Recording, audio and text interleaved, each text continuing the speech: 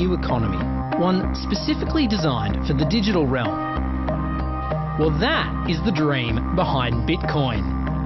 Bitcoin, for those of you who don't know, is an electronic online currency that was created in 2009. It was made by someone who did it under the pseudonym Satoshi Nakamoto. Like any economy, you don't want too much too fast, because then the value of your currency drops, or so slow that your economy grounds to a halt. It's designed to be a self-stabilizing economy. Whether it actually is that way though, well, that is a little bit more complicated. Because some people have said, hey, Bitcoin is the answer to those problems. Are you a believer? Well, Bitcoin is exciting because it shows how cheap it can be. Bitcoin is better than currency in that you don't have to be physically in the same place. And, of course, for large transactions, currency can get pretty inconvenient. And what is Bitcoin? Bitcoin is a currency on the internet. I sent 100 euros worth of Bitcoin from here in Tokyo directly to you guys through this camera, through the network, through the TV, right into your home. If I had tried to do that, send you the money with a traditional bank, it would have taken several days and probably cost 30 euros. I just did it right now with Bitcoin instantly, basically for free, and didn't have to ask anybody for permission. I didn't need a bank, I didn't need a government, I didn't need anybody. I just needed myself and you and our smartphones to do it. That's the power of Bitcoin.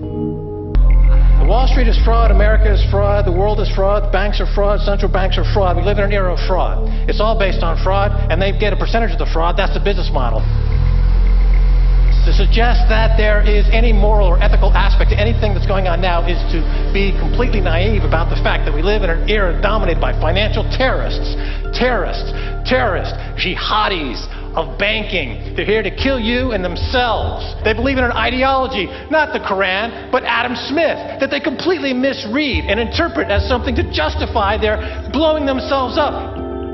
Janet Yellen's a terrorist! Mario Draghi's a terrorist! The Central Bank of Japan is a terrorist! These are the real terrorists! Funds received. This community is switching to what they think is a better monetary system. A system in which banks are no longer needed because payments could be made directly from one person to another. Bitcoin is fundamentally different because in Bitcoin, you don't owe anyone anything and no one owes you anything. It is not a system based on debt. It is a system based on ownership. And no one can censor it, no one can seize it, no one can freeze it. It's November the 2nd, 2008, just 6 weeks after the Lehman Brothers collapse. And all over the world, there are panicked debates about how to save the banks. Then, on a little visited web forum for cryptographers, a document appears in which a completely new monetary system is proposed. The visionary author calls himself Satoshi Nakamoto. These were the darkest days of the financial crisis, so that to me suggests a very clever mind that saw an opportunity, the perfect opportunity to introduce a new radical technology and a new radical approach to money and finance at just the right moment when people would be very open to making this big shift that's required to adopt a new currency. What's exciting for me is like a global economy. Right now we say we have a global economy, but I can't take $1 and give it to you in the Netherlands and then you know what to do with it, right? You would have to go and change it to your native currency. And when you kind of eliminate that step, and I can just send you one form of payment and you can send me a product in a matter of seconds, that starts to change things from a global perspective. How could this digital coin invented by this Satoshi Nakamoto become hundreds of times more valuable than the dollar?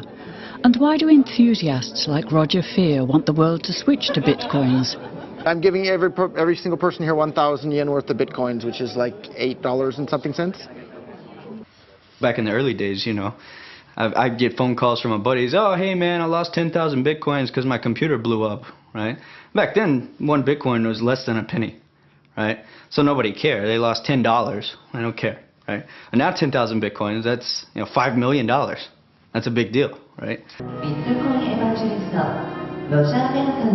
I think a lot of people are underestimating the way in which Bitcoin and the blockchain are going to change the power structures in society in general. I mean, I grew up in the U.S. and I see all these people like, yeah, nuke everybody in the Middle East and kill them all. And then they have the former Secretary of State Madeleine Albright on 60 Minutes, one of the most popular news shows in the U.S. And they asked her, they said, like, there's reports that more than 500,000 Iraqi children have died as a direct result of U.S. sanctions. And she looks back at her with a straight face and she goes, it was a really tough decision, but I think that it was worth it. Worth murdering 500,000 kids because of what the government did? And I apologize for crying, but it just disgusts me from my core when I see government people murdering people around the world. It's not just theoretical. These are real people with real lives. And it's real people, and Bitcoin has the power to undermine everything they're doing to people around the world. And I'm sorry for shouting, but it just disgusts me what these people in government do. And they do it through central banking and through the control of the money supply, and Bitcoin takes that away from them.